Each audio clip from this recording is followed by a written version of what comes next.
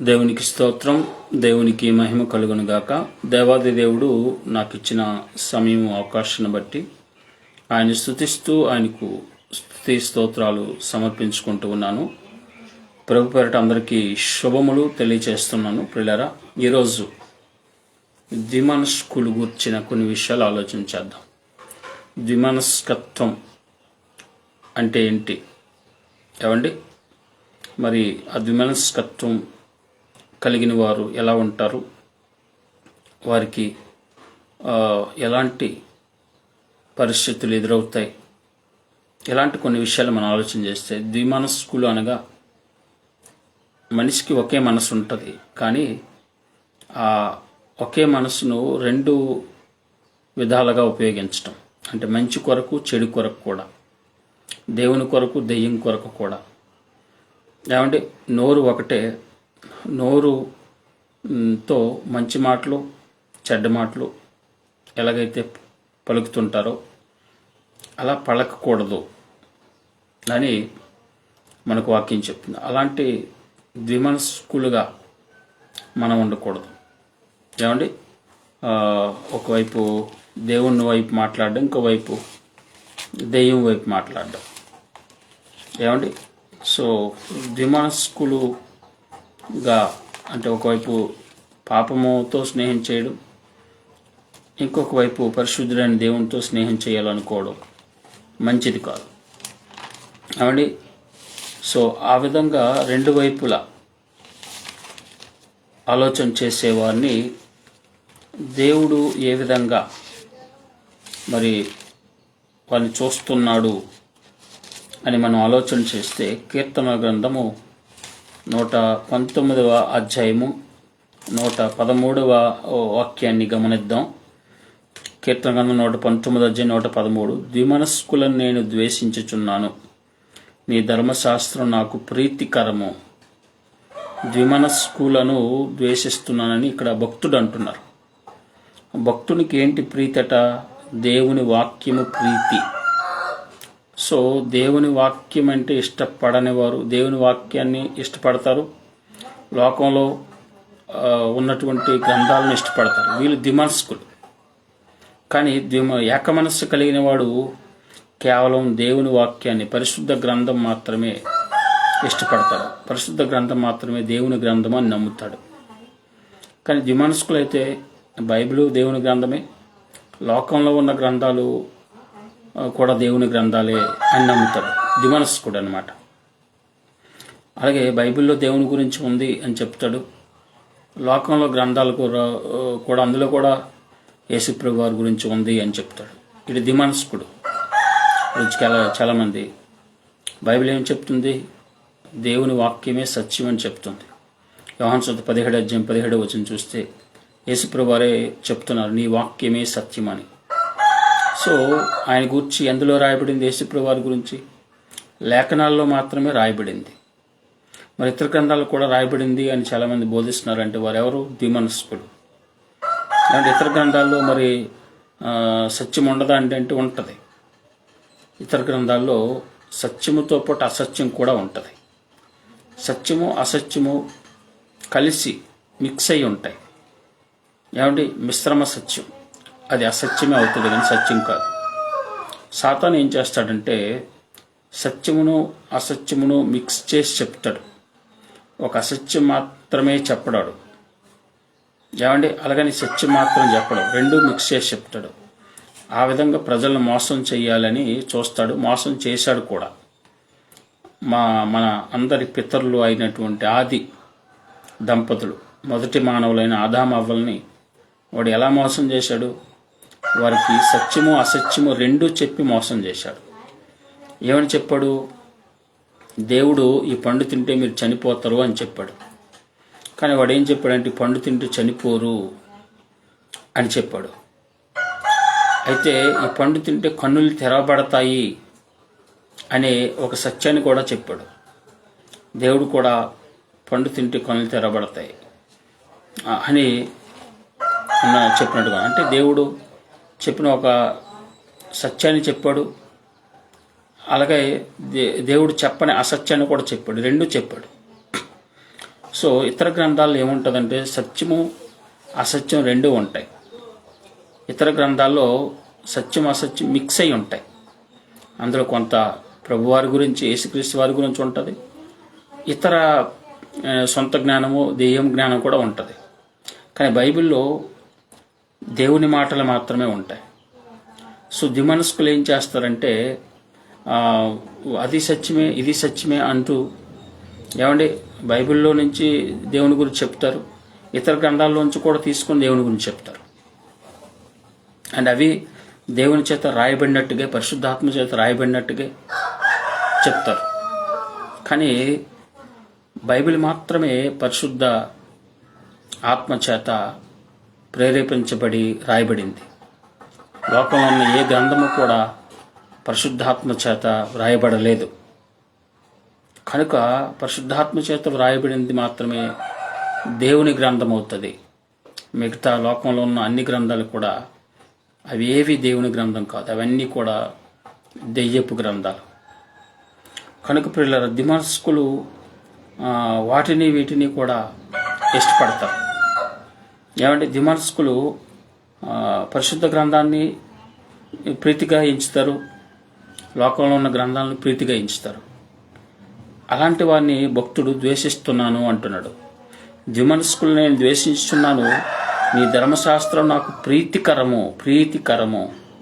భక్తుడికి ఏది ప్రీతికరము అంటే దేవుని వాక్యం మాత్రమే ప్రీతిగా ఉంటుంది. ఇతర గ్రంథాలు జోలికి అసలు వెళ్ళడు భక్తుడు. ఇతర గ్రంథాలను అసలు పట్టించుకోడు భక్తుడు.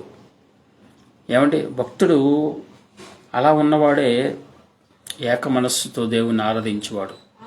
కానీ దిమనస్కులు ఏం చేస్తారంటే వారికి పరిశుద్ధ గ్రంథము ప్రీతిగా ఉంటుంది, ఇతర గ్రంథాలు ప్రీతిగా ఉంటాయి. అలాంటి వారిని నేను ద్వేషిస్తున్నాను అని భక్తుడు అంటున్నాడు. అలాంటి వారిని దేవుడు కూడా ద్వేషిస్తాడు. పరిశుద్ధ గ్రంథము వారికి ప్రీతిగా ఉండి లోకంలో ఉన్న గ్రంథాలు అని వారికి ప్రీతిగా ఉంటే అలాంటి దిమనస్కులను దేవుడు ద్వేషిస్తున్నాను అంటున్నాడు. దిమనస్కులు నేను ద్వేషించున్నాను. కీర్తన 19:113 నీ ధర్మశాస్త్రం నాకు ప్రీతికరము. ఇక్కడ భక్తుడు అంటున్నాడు ఈ మాట. సో భక్తుడికి ఏది ప్రీతికరం అంటే దేవుని వాక్యమే, ధర్మశాస్త్రమే. దేవుని ధర్మశాస్త్రం పరిశుద్ధ గ్రంథమే భక్తుడికి ప్రీతి.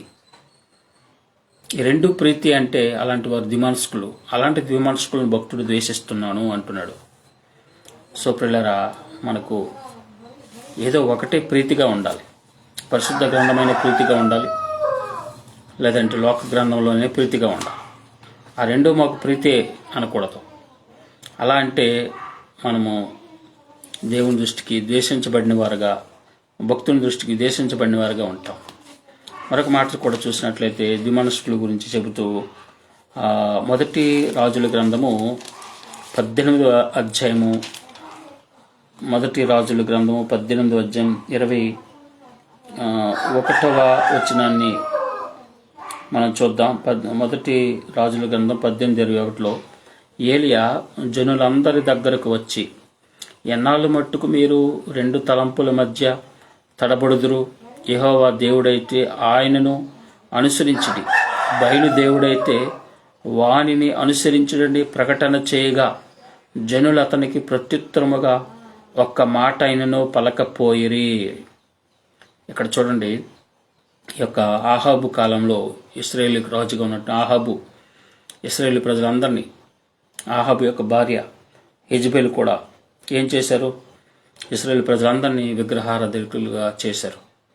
బయలు దేవుడికి ప్రజలుగా చేశారు. కానీ ఇశ్రాయేలీయులను బానిసత్వం నుంచి విడిపించి వారిని పెంచి పోషించి నడిపించిన సృష్టికర్త ఎవరు? యెహోవా దేవుడు. వారు యెహోవా దేవుడిని ఆరాధించకుండా బయలు అనేవాడిని దేవుడిగా ఆరాధించారు. ఆ బయలు అనేవాడే దేవుడిగా వారు మరి ఆరాధించడాన్ని బట్టి ఏలియా వారిని సవాల్ చేశాడు. ఆహాబు రాజును, యెజబెలును, ఆ యొక్క అబద్ధీకులైనటువంటి ప్రవక్తలను, ప్రజలందరినీ కూడా సవాల్ చేసి అంటున్నాడు, యెహోవా దేవుడైతే ఆయన అనుసరించండి, బయలు అనేవాడు వాడు దేవుడైతే వాడిని అనుసరించండి అని ఏలియా ప్రకటన చేసినప్పుడు అక్కడ ఉన్న ప్రజలు ఒక్క మాట కూడా సమాధానం చెప్పలేదు, మౌనంగా ఉండిపోయారు. అవును ఏలియా, నువ్వు చెప్పినట్టుగా మేము యెహోవా దేవుడిని నమ్ముతున్నాము, ఆయనవే నీ మాట వింటాము అని అనలేదు.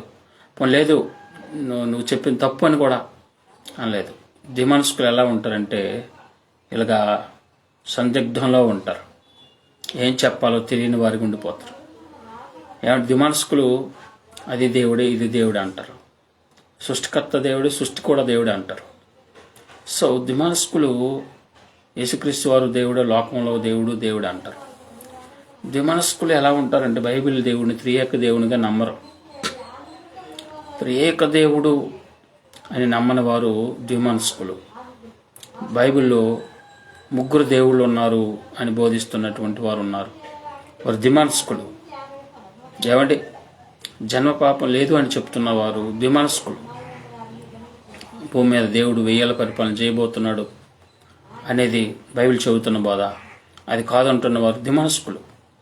అంటే దేవుని వాక్యాన్ని నమ్మని వారుగా, ఇతరులు చెబుతున్న బోధ నమ్మిన వారుగా ఉన్నారు. ఈరోజు చాలామంది ఈ దిమనస్కులు ఎక్కువగా ఉన్నారు. యెహోవా దేవుడిని నమ్మిన వారు, బయలుదేవుడిని నమ్మిన వారుగా ఆనాటి ప్రజలు దిమనస్కులుగా ఎలాగైతే ఉన్నారో, ఏమండి ఈరోజు కూడా చాలామంది అలాగా కనిపిస్తున్నారు. ఏమండి సో ప్రియులారా, అలాంటి దిమనస్కులుగా మనం ఉండకుండా మన మనసును మార్చుకుందాం. 2 మనస్సులు లేకుండా ఏక మనస్సుతో మన త్రియేక దేవుణ్ణి ఏమండి ఆరాధన చేద్దాం. మన దేవుని యొక్క వాక్యమే నిజమైనది, పరిశుద్ధ గ్రంథమే దేవుని గ్రంథం అని తెలుసుకుందాం. యాకోబు పత్రికలో చూసినట్లయితే 1వ అధ్యాయం, యాకోబు పత్రిక 1వ అధ్యాయము 7వ వచనం కూడా చూస్తే 6వ వచనం నుంచి, అయితే అతడు ఏమాత్రము సందేహాత్మక విశ్వాసంతో అడగవలను, సందేహించేవాడు గాలి చేత రేపబడి ఎగిరిపడు సముద్ర తరంగమును పోలి ఉండును. అట్టి మనుష్యుడు ద్విమనస్కుడై తన సమస్త ప్రవర్తన యందు అస్థిరుడు గనుక ప్రభు వలన తనకేమైనా దొరుకునని తలంచుకొనరాదు. ఇక్కడ ద్విమనస్కుడు ఎవరు, ఆ ద్విమనస్కుడు ఎలా ఉంటాడు అని అంటే ఈ వచనంలో చెప్తున్నాడు. ద్విమనస్కుడు ఎవరంటే సందేహించేవాడు, 2 ఆలోచనల మధ్య ఉన్నవాడు. యేసు దేవుడా, లోకంలో దేవుడా అని ఆలోచించేవాడు, యేసు దేవుడా దెయ్యమే దేవుడా అని ఆలోచించేవాడు ద్విమనస్కుడు. ఇక్కడ అనుమానం కలిగి ఉంటాడు, అనుమానంతో ప్రభుని నమ్మాలనుకుంటాడు. ఆయనే నిజమైన దేవుడని నమ్మడు, అనుమానం అన్నమాట. యేసే నిజమైన దేవుడని విశ్వసించిన వాడు అనుమానం కలిగి ఉంటాడు. పరిశుద్ధ గ్రంథమే దేవుని గ్రంథము అని నమ్మరు. పరిశుద్ధ గ్రంథము దేవుని గ్రంథమే, లోకంలో గ్రంథాలు దేవుని గ్రంథమే అని ఆలోచన కలిగిన వారు ద్విమనస్కులు. అలాంటి అనుమానం కలిగిన వారు ద్విమనస్కులు. సందేహిస్తారు, యేసే నిజమైన దేవుడని నమ్మడానికి సందేహిస్తారు. ఏమంటే బైబిలే మాత్రమే నిజమైన దేవుని గ్రంథం అని నమ్మడానికి సందేహిస్తారు. ఇలాంటి వారు ద్విమనస్కులు. ఏమండి కాబట్టి వారికి సరైన విశ్వాసం లేదు. ద్విమనస్కులకు సరైన విశ్వాసం ఉండదు. ఏమండి ద్విమనస్కులు ఏమండి దేవుని వైపు ఒకసారి ఉంటారు, లోకం వైపు మరొకసారి వెళ్తారు. ద్విమనస్కులు ఒకసారి పరిశుద్ధంగా బతుకుతారు, ఆ గంటకే పాపాత్ములుగా పాపం చేస్తూ జీవిస్తారు. అంటే అటు పాపము చేస్తారు, ఇటు దేవుని మందిరానికి వెళ్ళిపోతారు. ఇది ద్విమనస్కులు. చాలామంది పాపం చేస్తారు, అతను తాగుతారు, దేవుని మందిరానికి వచ్చేస్తారు. అతను వ్యభిచారాలు చేస్తారు, దేవుని మందిరానికి వచ్చి. ఈ ద్విమనస్కులు వీళ్ళు. పరిశుద్ధత లేదు, పరిశుద్ధత వైపు ఉండరు. ఏమండి క్రిస్మస్ చేస్తారు, లోకంలో పండుగలు చేసేస్తారు. ఏమండి సో ఇలాంటి వారు ద్విమనస్కులు వీరు. సో ప్రియులారా, ద్విమనస్కులుకి వారు అస్థిరులు, వారి సమస్త ప్రవర్తన యందు అస్థిరులు కనుక ప్రభు వలన తనకేమైనా దొరికినని తలంచుకోరాదు. ప్రభు వలన వారికి ఏమీ దొరకదు. ఎందుకంటే వారు 2 మనసులు కలిగి ఉన్నారు. వారు యేసే నిజమైన దేవుడు అని నమ్మడానికి అనుమానం కలిగి ఉన్నారు. ఏమంటే యేసు ప్రభు వారు దేవుడే, లోకంలో ఉన్న దేవుడే అంటారు. అలాగే బైబిలే దేవుని గ్రంథము, లోకంలో గ్రంథాలు దేవుని గ్రంథాలు అంటారు. సో ఇలాంటి వారు ద్విమనస్కులుగా ఉంటారు. వారు తమ సమస్త ప్రవర్తనలో కూడా అస్థిరులకు స్థిరంగా ఉండరు. వారు స్థిరంగా దేవుని అందు విశ్వాసంతో ఉండరు. స్థిరంగా నిలబడరు. సో ప్రభు వలన తనకేమైనా దొరుకునని తలంచుకోకూడదు. వారికి ప్రభు సహాయం ఉండదు. దిమనస్కులను ఆయన ద్వేషిస్తాడు. అలాగే యాకోబు పత్రికలో చూసినట్లయితే 4వ అధ్యాయము, యాకోబు పత్రిక 4వ అధ్యాయము 8వ వచనాన్ని కూడా చూడండి. దేవుని యొద్దకు రండి, అప్పుడు ఆయన మీ యొద్దకు వచ్చిన. పాపులారా, మీ చేతులను శుభ్రం చేసుకోండి, ద్విమనస్కులారా మీ హృదయం పరిశుద్ధపరచుకోండి. ఇక్కడ కూడా ద్విమనస్కులు గురించి చెబుతూ, ద్విమనస్కులారా మీరేం చేయాలంటే మీ హృదయాన్ని పరిశుద్ధపరచుకోండి. హృదయ శుద్ధి గలవారు ధన్యులు, వారు దేవుణ్ణి చూచెదరు అనేసి ప్రభువారు చెప్పారు. సో ఎవరైతే హృదయాన్ని శుద్ధి చేసుకుంటారో వారు దేవుని చూస్తారు. ఎవరు హృదయాన్ని శుద్ధి చేసుకోగలుగుతారు? ఎవరైతే ఏక మనసుతో ప్రభువుని నమ్ముతారో అలాంటి వారు హృదయాన్ని శుద్ధి చేసుకోగలుగుతారు. ఎవరైతే ఏక మనసుతో ప్రభువుని ఆరాధిస్తారో, ప్రభువుని స్తుతిస్తారో, ఆయనే నిజమైన దేవుడని నమ్ముతూ ఆరాధిస్తారో అలాంటి వారు మరి హృదయాన్ని శుద్ధిపరచుకోగలుగుతారు. కాబట్టి మొదటగా దేవుని యొద్దకు రండి, ఆయన మీ యొద్ద, అప్పుడు ఆయన మీ యొద్దకు వచ్చిన. ఏక మనస్సు కలిగిన వాడు దేవుని యొద్దకు వస్తాడు. ద్విమనస్సు కూడా దేవుని యొద్దకు రాడు. వచ్చినట్టు వస్తాడు, మళ్ళీ వెళ్ళిపోతాడు. మళ్ళీ వస్తానంటాడు, వెళ్ళిపోతాడు. ఏమండి, ఒకవైపు దేవుని మందిరానికి వస్తాడు, ఇంకోవైపు లోకంలోనికి వెళ్తాడు. ఒకవైపు పాపము చేస్తాడు, ఇంకోవైపు దేవుడు అంటూ ప్రార్థనకి వస్తాడు. వీడు ద్విమనస్కుడు. సో అలాంటి వారు దేవుని దగ్గరికి రారు. దేవుని దగ్గరికి వస్తే సంపూర్ణంగా దేవునికి సమర్పించుకుంటే దేవుడు అప్పుడు మీ యొద్దకు వచ్చును అంటాడు. దేవుడు వస్తాడు. ఎప్పుడు వస్తాడు? నీ హృదయాన్ని శుద్ధిపరచుకో. ఏక మనస్సుతో, ఏకాత్మతో, ఏక హృదయంతో మన దేవునిని మనం ఆరాధిస్తే, మన దేవుని మనం స్తుతిస్తే, ఆయన గురించి మనము తెలుసుకుంటే, ఏమంటే అప్పుడు మన ఏక మనసుతో ఉంటే దేవుడు మన యొద్దకు వస్తాడు. అప్పుడు మన హృదయం శుద్ధి చేయబడుతుంది. అప్పుడు దేవుని చూడగలుగుతాం. ద్విమనస్కులుగా ఉంటే ప్రియులారా మనం దేవుని చూడలేము. కాబట్టి ద్విమనస్కులారా మీ హృదయమును శుద్ధిపరచుకోండి, శుద్ధి చేసుకోండి అంటున్నాడు. ప్రియులారా మరొక మాట చూసినట్లయితే అదే యాకోబు పత్రిక 3వ అధ్యాయము, యాకోబు పత్రిక 3వ అధ్యాయము 10వ వచనం నుంచి చూద్దాం. ఒక్క నోటు నుండియే ఆశీర్వచనమును శాపవచనమును బయలు వెళ్ళును. సహోదరులారా ఇలాగుండకూడదు. ఒక్క నీటి బుగ్గలో ఒక్క జల నుండియే తీయని నీరు, చేదు నీరు ఊరునా? ఏమండి, ఒక్క నోటి నుంచి శాపవచనాలు, ఆశీర్వచనాలు రావచ్చండి, రాకూడదు. ఏమండి, కానీ ఈరోజు చాలామంది ఈ నోటితోనే అనేకమైన బూతు మాటలు, సరసోక్తులు, పోకిరి మాట్లాడేవారు ఉన్నారు. ఎఫ్సి పత్రిక 5వ అధ్యాయంలో చెప్తున్నాడు, మీరు మీ నోట నుంచి, దేవుని నమ్ముకున్నవారి నోటి నుంచి ఎలాంటి చెడ్డ మాటలు, అపవిత్రమైన మాటలు రాకూడదు అని స్పష్టంగా చెప్పాడు. ఎఫ్సి పత్రిక చూద్దాం. ఎఫెసీయులకు రాసినటువంటి పత్రిక 5వ అధ్యాయము 4వ వచనం. కృతజ్ఞత వచనమే మీరు ఉచ్చరించవలను, కృతజ్ఞత వచనమే మీరు మాట్లాడాలి. అంతేకాని మీరోట బూతులేనను, సరసోక్తులేను, పోకరి మాటలేనను ఉచ్చరింపకూడదు. ఇవి మీకు తగవు. ఏమండి, దేవుని నమ్ముకున్నవారు, ఏక మనస్సు కలిగిన వారు ఏమండి ఇలాంటివి చేయరు. ఏక మనస్సు కలిగిన వారు వారి హృదయం నుంచి మంచి మాట్లాడుతూ, మంచిగా ప్రవర్తిస్తూ, మంచిగా ఉంటారు. కాబట్టి మనము ద్విమనస్కులకు ఉండకుండా మన మనసును శుద్ధి చేసుకుందాం. మన నోటి నుంచి శాపాలు, ఆశీర్వాదాలు కాదు కానీ ఆ రెండు రాకూడదు, కానీ ఒకటే రావాలి. ఆశీర్వచనమే రావాలి, కృతజ్ఞత వచనమే మనం ఉచ్చరించాలి. కాబట్టి మనం ఆ విధంగా రెండు మనసులతో ఉండకుండా ఏక మనసుతో ఆయన యందు విశ్వాసంతో జీవిద్దాం. పౌరుషం కలిగిన వారుగా ఆయన కొరకు బ్రతుకుదాం. కొరింథీయులకు రాసిన పత్రిక, మొదటి పత్రిక 16వ అధ్యాయం చూస్తే అక్కడ మనము ఏక మనసుతో పౌరుషం కలిగి ఎన్ని ఇబ్బందులైనా, ఎన్ని శ్రమలైనా, ఎన్ని బాధలైనా ఆ ప్రభు కొరకు నిలబడాలని వాక్యం చెప్తుంది. మొదటి కొరింథీ పత్రిక 16వ అధ్యాయం, మొదటి కొరింథీ 16వ అధ్యాయం 13-14 వచనం చూడండి. మెలకువగా ఉండుడి, విశ్వాసమందు నిలకడగా ఉండుడి, పౌరుషము గలవారై ఉండుడి, బలవంతులై ఉండుడి, మీరు చేయు కార్యములన్నీ ప్రేమతో చేయుడి. చూడండి, పౌరుషము గలవారై ఉండండి, పౌరుషం గలవారుగా ఉండాలి. ఏంటి, పరిశుద్ధత విషయంలో పౌరుషం కలిగి ఉండాలి. పరిశుద్ధంగా మనం ఉండాలి. ఏమండి, మనం అపవిత్రంగా ఉండకూడదు. ఒకసారి లోకం వైపు, ఒకసారి దేవుని వైపు కాదు, ఒకసారి పాపం వైపు, ఇంకోసారి పరిశుద్ధత వైపు కాదు. ఏక మనసుతో పరిశుద్ధత వైపు, ఏక మనసుతో దేవుని వైపు ఉందాం. దిమానస్కులు కాకుండా ఉందాం.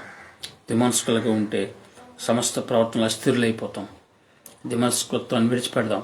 మనకున్నటువంటి దిమానస్కత్వాన్ని విడిచిపెట్టేసి ఏక మనసుతో, ఏకాత్మతో, ఏక హృదయంతో మన ప్రభువుని సేవిద్దాం. ఆయన నిజమైన దేవుడని నమ్ముకుందాం. ఆయన మీద ఆధారపడదాం. ఆయన వైపే చూద్దాం. మన యొక్క అన్ని ప్రవర్తనలో కూడా, అన్ని విషయాలు కూడా ఏక మనసుతో మన ప్రభు వైపే చూద్దాం. పిల్లలు ఆ విధంగా మనలో ఉన్న దిమానస్కత్వాన్ని విడిచిపెడదాం. ఇక్కడ దిమానస్కులను ద్వేషించే దేవుడు, ఇక్కడ దిమానస్కులు మరి అస్థిరులు, సమస్త ప్రవర్తనలు కూడా అస్థిరులు అవుతారు. దిమానస్కులకు దేవుని వలన వారికి ఏమీ దొరకదు. దిమానస్కులు తమ హృదయాన్ని శుద్ధిపరుచుకోవాలి అని దేవుడు చెప్తున్నాడు. కాబట్టి మన హృదయాన్ని శుద్ధి చేసుకుని ఏక హృదయంతో ఆయన యందు కొనసాగుదాం, ఆయనలో కొనసాగుదాం. అట్టి కృపాదన్ని దేవుడు మనందరికీ దయచేసి దీవించును గాక. ఆమేన్.